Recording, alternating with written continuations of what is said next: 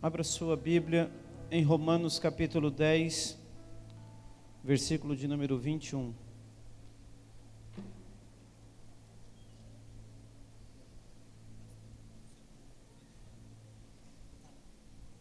Romanos capítulo de número 10,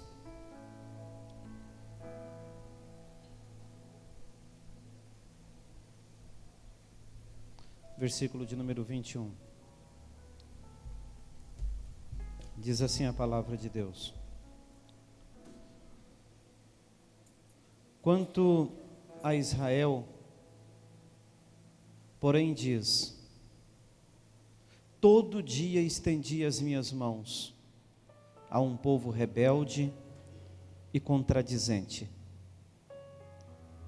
Quanto a Israel, porém diz: todo dia estendi as minhas mãos a um povo rebelde e contradizente. Olhe para cá. Há uma mão estendida sobre a sua vida diariamente. Há uma disposição de Deus diariamente em ir ao seu encontro. Há uma disposição de Deus diariamente de alcançar você, de tocar você, de trazer você para perto, de alguma forma levar você, te conduzir de uma forma diferente. E isso, amados irmãos, é muito importante. Você saber que tem alguém que vem após você diariamente, querendo de alguma forma te alcançar, querendo de alguma forma trazer você para perto. E esse é o desejo de Deus para a sua vida. Deus, Ele não tem desistido de você. Deus, Ele não tem esquecido você. Deus, Ele não tem abandonado você. Você às vezes se esquece de Deus. Você às vezes age como se não precisasse de Deus. Independente, obstinado, afastado dessa graça, afastado dessa misericórdia, mas ausente de Deus. Insiste em estar ausente de Deus. Insiste em não se aproximar de Deus. Insiste em não buscar o Senhor. Insiste na teimosia. Insiste numa religiosidade. Insiste num conceito fracassado de fé que não te leva a Deus. Mas todos os dias a mão do Senhor, ela está estendida sobre a sua vida. Você não pode permanecer no pecado. Você tem que deixar o pecado. Você tem que trazer a santidade para a sua vida. Sem santidade você nunca verá o Senhor. Você não verá Deus agindo na sua família. Você não verá Deus mudando a sua história. Você não verá Deus transformando a sua vida. O maior problema é que você acha que o que Deus está falando não é com você. E você se torna indiferente à voz de Deus. Como se não estivesse nem aí, como se não se preocupasse, como se isso não fosse com você, como se você não dependesse do favor de Deus. Mas todo dia, o Senhor tem estendido as mãos dele a um povo rebelde e contradizente. Provérbios capítulo 29, versículo 1 diz assim a palavra de Deus: aquele que sendo muitas vezes repreendido, endurece a cerviz, será quebrantado de repente sem que haja cura.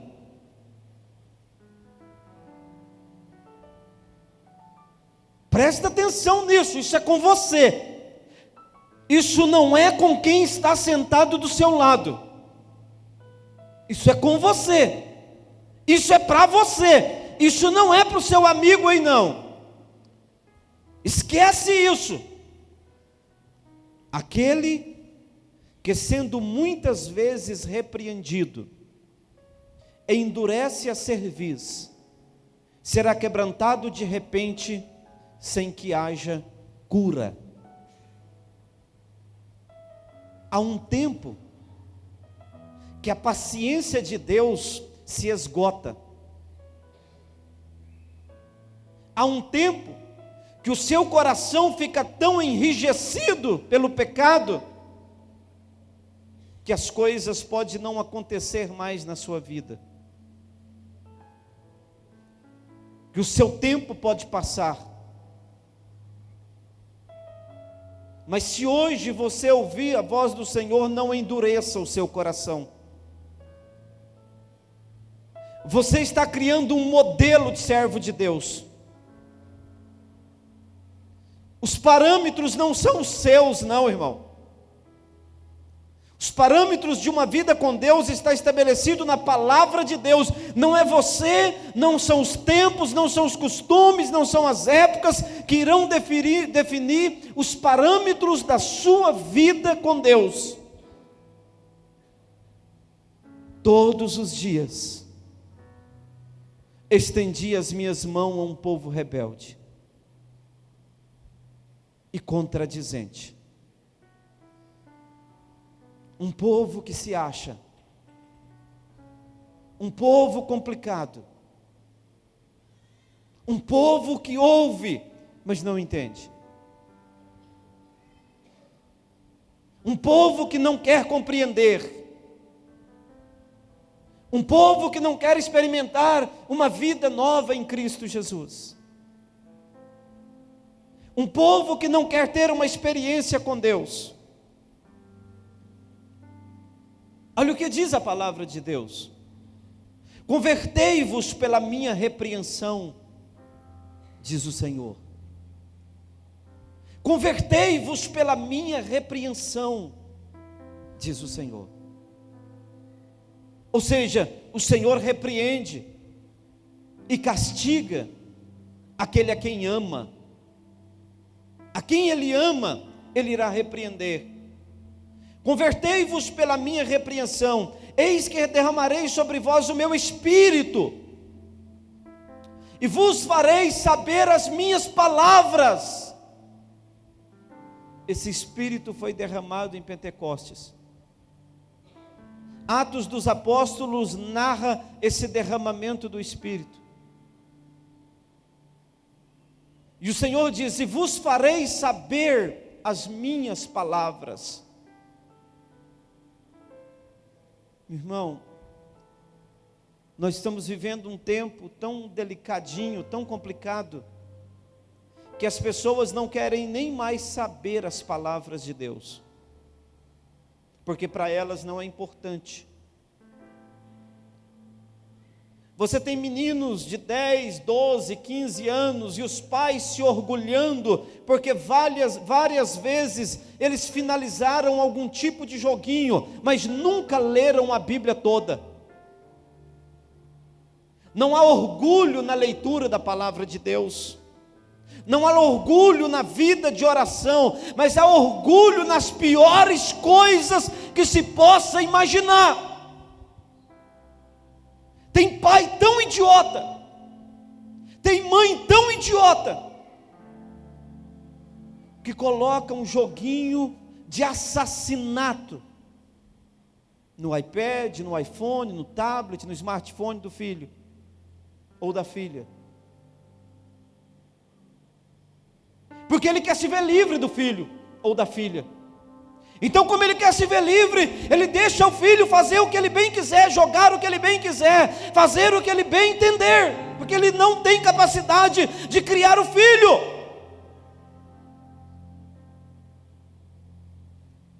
Conta-se um artigo de uma revista, que diz o pai que criou um filho com muito amor e com muito carinho,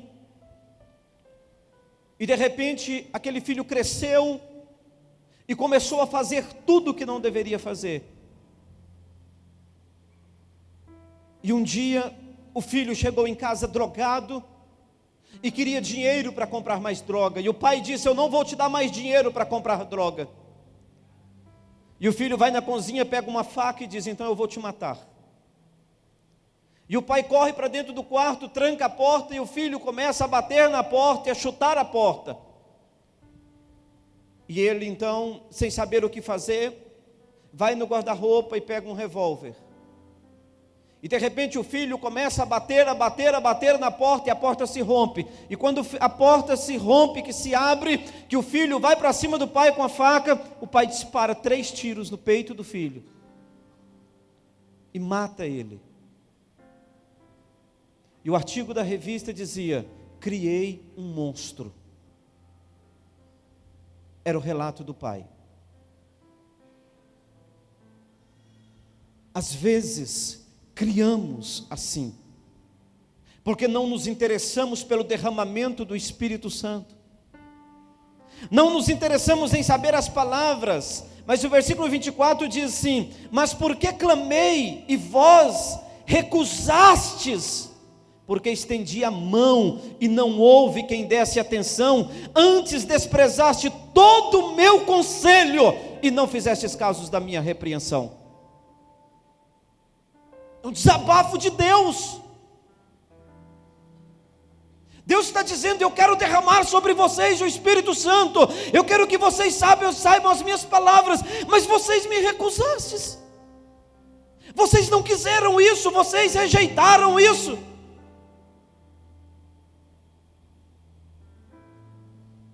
Talvez seja a geração de crentes mais fracos, de crentes mais pecadores, de crentes mais sem Deus. Talvez seja essa. Eu estou falando de vocês, eu estou falando de nós. Eu não estou falando da igreja do vizinho, não, estou falando de nós. Crentes que recusam a palavra de Deus, crentes que recusam o chamado de Deus, crentes que recusam o Espírito Santo de Deus, crentes que preferem muitas outras coisas.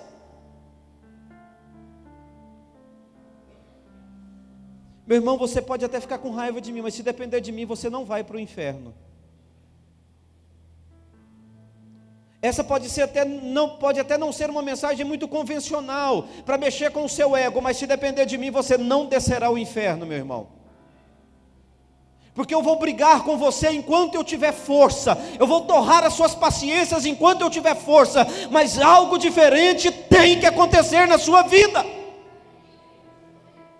Você não pode continuar rejeitando a palavra de Deus, você não pode continuar traçando parâmetros pecaminosos para a sua vida, parâmetros absurdos para a sua vida. Nós temos montado uma mesa, nós montamos uma mesa de café da manhã, todos os domingos para vocês, e vocês rejeitam essa mesa. Todos os domingos da manhã nós preparamos uma mesa com suco de laranja natural, com pão de queijo bem quentinho, com as melhores roscas, com os melhores doces, com os melhores frios que se possa existir, mas você não quer comer isso, você rejeita isso, porque você está cansado, porque você está com preguiça, porque você está desanimado, e o derramamento do Espírito não vem sobre a sua vida, e a palavra não chega até você, e a mudança não vem, e você continua o mesmo, entre anos e sai anos, pautando toda a sua vida em cima de uma experiência que você teve há 95 anos atrás, como se aquilo fosse um ponto de vista doutrinário, porque você não quer comer, João disse que essa palavra é doce como mel. Então nós podemos comê-la, nós podemos desfrutar dela, nós podemos trazer essa essência para a nossa vida e podemos experimentar alguma coisa diferente.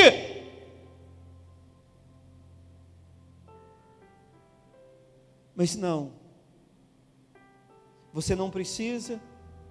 Alguns sabem muito, outros estão muito cansados, outros estão decepcionados, outros estão com frio, outros querem dormir até mais tarde, outros querem não sei o quê. E esse banquete que é preparado todos os domingos de manhã para você, é mais nobre do que tudo isso que eu tenho dito para você, porque é uma palavra de vida que transforma o seu coração.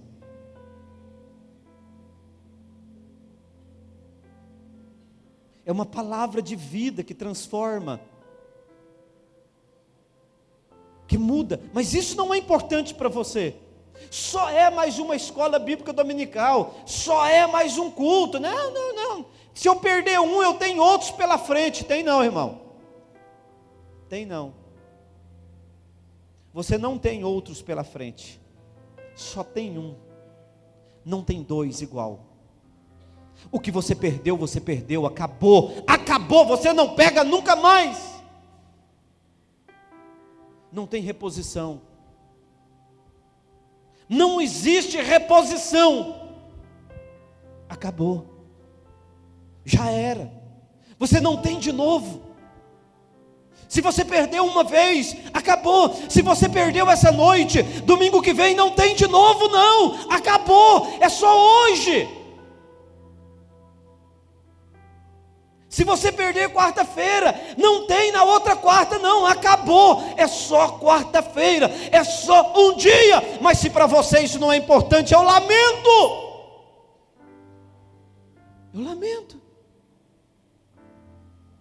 Eu lamento muito, se você não dá importância a isso.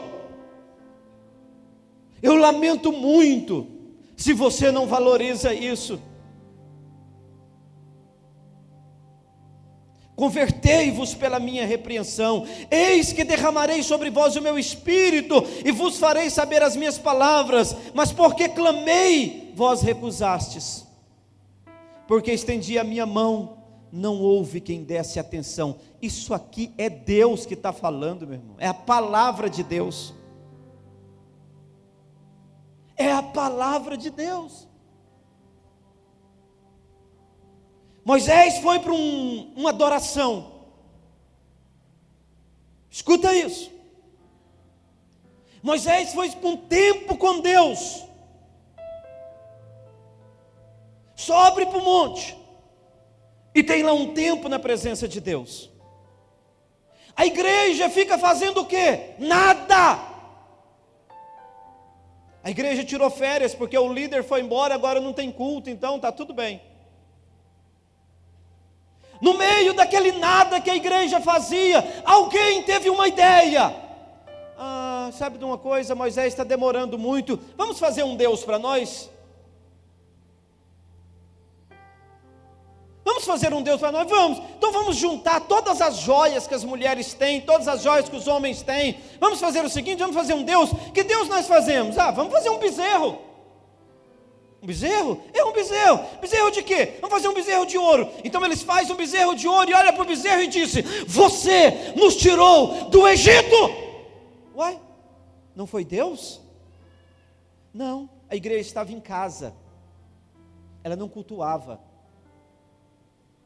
Aí ela começa a criar deuses. Há muitos bezerros de ouro na sua vida. Eu vou repetir para você entender. Há muitos bezerros de ouro que você tem construído no seu dia a dia, que você tem construído na sua vida, e isso tem se tornado idolatria, e tem roubado a presença de Deus na sua vida. Quantas modinhas você tem inventado? Quantas? Quantas desculpas você tem inventado? Nem os demônios, nem você acredita nelas, mas você quer que Deus acredita.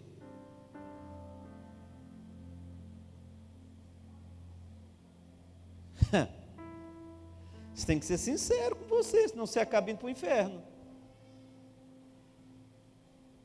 Você tem que ser sincero. Você tem que ser um homem sincero, meu irmão. Se você não é sincero com mais ninguém, você tem que ser sincero com você. Qual é o seu bezerro de ouro agora? Qual é o seu bezerro de ouro agora? Porque quando não se está na presença de Deus, se inventa moda. Aí eles estão lá adorando Deus, adorando o bezerro de ouro, e Deus está escrevendo com os próprios dedos nas tábuas. Isso é o que eu quero para Israel, meu povo. Moisés volta, está o alvoroço, está em festa.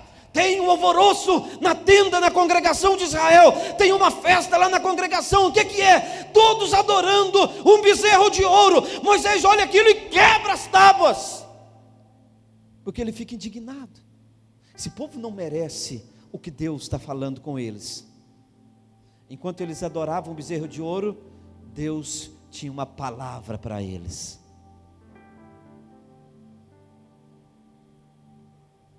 Enquanto você fica na sua casa quarta-feira assistindo televisão, Deus tem uma palavra para você. Solta o bezerro de ouro, irmão. Enquanto você fica no domingo de manhã assistindo o programa de esporte, Deus tem uma palavra para você, meu irmão. Enquanto você fica rolando na cama de um lado para o outro sem saber o que fazer, Deus tem uma palavra para você, meu irmão. Deus tem uma palavra. Solta o bezerro de ouro. Solta ele. Solta ele. Solta as novelas imorais. Solta os filmes imorais. Solta os vícios imorais da sua vida. Solta. Solta isso. Manda isso embora. Tira isso da sua vida. 2 Crônicas capítulo 36, versículo 15, o Senhor diz assim: e o Senhor Deus de seus pais falou-lhes persistentemente por intermédio de seus mensageiros, porque se compadeceu do seu povo e da sua habitação. Deus tinha dó. Eles, porém, zombavam dos mensageiros. O pastor hoje estava nervosinho. Eu não estou nervosinho, eu estou indignado. Eu estou revoltado. Não estou nervosinho não, irmão, eu estou calminho. Eu estou indignado de ver as pessoas deixando Deus para trás e dizendo para todo mundo que serve a Deus: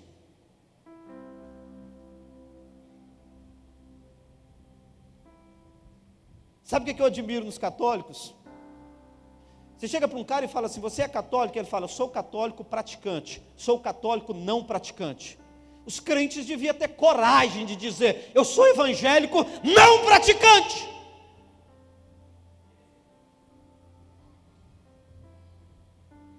Assume que você não pratica a sua fé.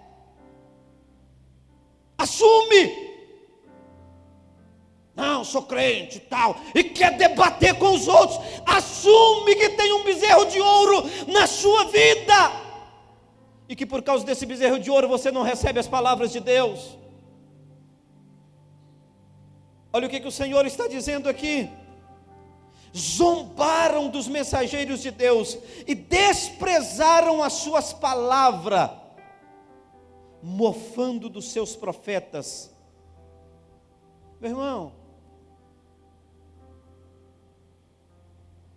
às vezes, o que se prega aqui, 15 minutos depois do culto, é piada. É piada. Crentes vazios de Deus, sem temor de Deus. Por quê? Por causa do bezerro de ouro. por causa da idolatria estabelecida dentro da casa, por causa da falta de receber a palavra de Deus. Meu irmão, se você acha que o seu nome de crente vai mudar a sua vida, você está redondamente equivocado. Se você acha, porque o seu nome está no hall de membro de uma igreja, seus problemas estão resolvidos, você está enganado, meu irmão. Aqui não é uma igreja que quer o seu dinheiro e vai dizer para você que está tudo bem, não, meu irmão. Você está muito enganado com esse negócio. Que se você trouxer dinheiro aqui, o resto da sua vida está... Hoje é um culto de prosperidade, é bom lembrar disso, que hoje é o culto de semeadura. Eu podia estar te convencendo a trazer dinheiro no altar, fazendo você de bobo, mas Deus não me chamou para isso. Eu não tenho esse tipo de chamado. Mas eu vou levantar uma oferta daqui a pouco. Você dá aquilo que você quiser, o problema é seu, o problema é meu. Mas eu só sei de uma coisa: se você zomba dos mensageiros, se você acha que sabe mais, e você até deve saber mais do que eu mesmo, para mim não tem problema eu ficar em segundo lugar, ou terceiro de você. Eu nunca disse que eu sou doutor em Bíblia, nunca disse isso para ninguém, mas o suficiente para ter uma experiência com Deus, para mim e para você, eu tenho. O suficiente para te dar, eu tenho. Então receba isso. Para de zombar da palavra de Deus, porque o mercado é farto, né, irmãos? Porque o mercado é muito farto. Então você vai escolhendo aqueles que você quer ouvir, aqueles que vai falar mais com você, que vai preencher mais o seu vazio, que vai preencher mais o seu ego, vai preencher mais o seu coração. Mas Deus está dizendo a você: o Senhor, Deus de seus pais, falou persistentemente por intermédio de seus mensageiros, porque se compadeceu do seu povo, mas eles zombaram, desrespeitaram, que é muito normal, que é praxe, é muito normal isso.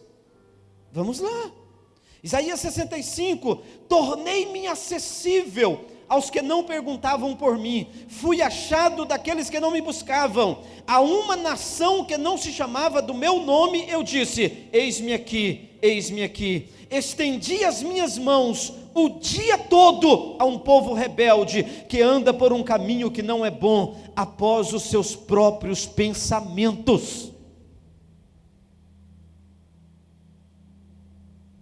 Eu estou pensando se eu vou me decidir a Jesus. Se você acha que eu vou insistir com você, você está muito enganado, meu irmão. Eu não estou te chamando, não é para tomar cerveja. Eu não quero te convencer de uma marca de cerveja se ela é boa. Eu ainda estou meio na dúvida se eu quero Jesus, se eu não quero. Meu irmão, você está meio na dúvida se você quer ir para o céu, é isso que você está falando? Sua dúvida é entre o céu e o inferno, qual que você quer? Sua dúvida toda é essa. Porque, meu irmão, vamos ser claros, na palavra de Deus não tem outro caminho. Então, se você é cristão, você crê na palavra de Deus. O seu problema é entre céu e inferno, é isso? Eu não estou falando de igreja, eu estou falando, sua decisão entre Jesus e não Jesus é essa. A mão de Deus está estendida. Você precisa entender isso. Jeremias 9,6 diz assim: a tua habitação está no meio do engano, pelo engano recusa-se conhecer-me, diz o Senhor. É o que eu estou falando. Recusar em conhecer o Senhor, desprezar o conhecimento de Deus, ignorar, dizer: eu recuso conhecer a Deus, eu recuso servir a Deus, eu recuso andar com o Senhor, eu recuso servir o Senhor. É isso que o texto está falando, por causa do engano. Por causa do engano. Você não pode mais ser enganado. Você precisa mudar a sua história. Você não pode ficar quieto construindo bezerros de ouro. Você não pode ficar parado, pegando o mais nobre que você tem, para construir um Deus. Você precisa tomar uma decisão na sua vida. Você precisa reagir hoje. Se hoje você tem ouvido a voz do Senhor, não endureça o seu coração. Abra o seu coração. Abra o seu coração. Não tenha um coração enrijecido pelo pecado. Feche os seus olhos. Se você quiser.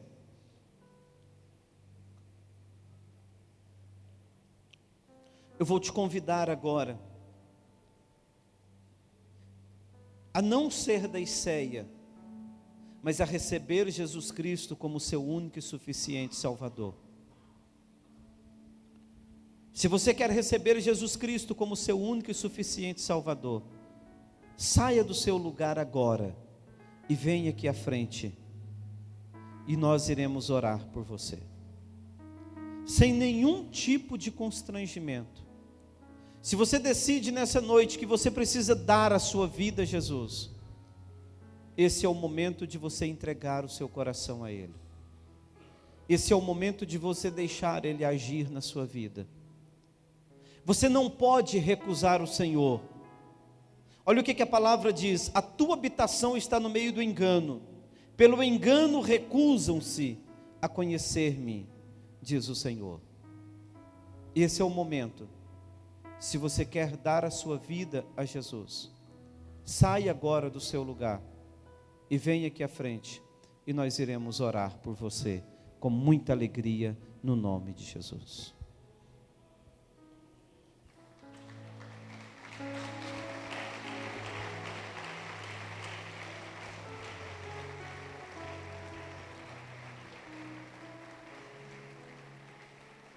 Venha para Jesus, venha para Jesus, venha para Jesus.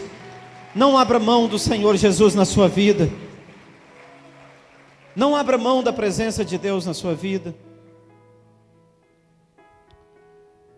Falta você, venha para Jesus, venha dar a sua vida ao Senhor Jesus, venha entregar o seu caminho ao Senhor. Entregue o seu caminho ao Senhor, confia nele e o mais Ele fará.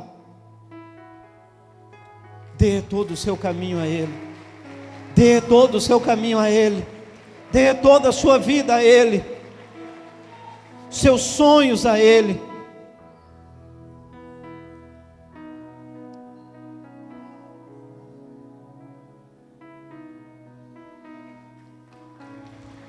Vamos ficar em pé.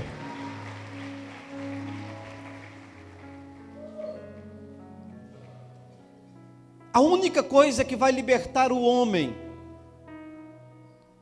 é o poder da palavra de Deus. É o poder da palavra de Deus que liberta o homem, que transforma o ser humano, que faz dele uma nova criatura em Cristo Jesus. Há poder nessa palavra. Nós vamos orar por essas pessoas que estão aqui à frente. Se esses homens, essas mulheres que estão aqui à frente quiserem, nunca mais a vida deles, a família deles, a casa deles será a mesma. Nunca mais. Mas eles viverão diferente para todo sempre. Bendito Deus, eterno e maravilhoso Pai, escreve o nome deles no livro da vida. Essas pessoas são amadas pelo Senhor. Elas estão dizendo que não querem ser enganadas. Elas estão dizendo que não querem serem ludibriadas. Elas estão dizendo que querem o Senhor. E agora, no nome de Jesus, quebra todas as cadeias contra essas famílias, quebra, meu Deus, quebra tudo que não provém de Ti, Senhor. Elas estão despedaçando o bezerro de ouro nessa noite, Senhor Jesus. Elas estão dizendo não ao bezerro de ouro.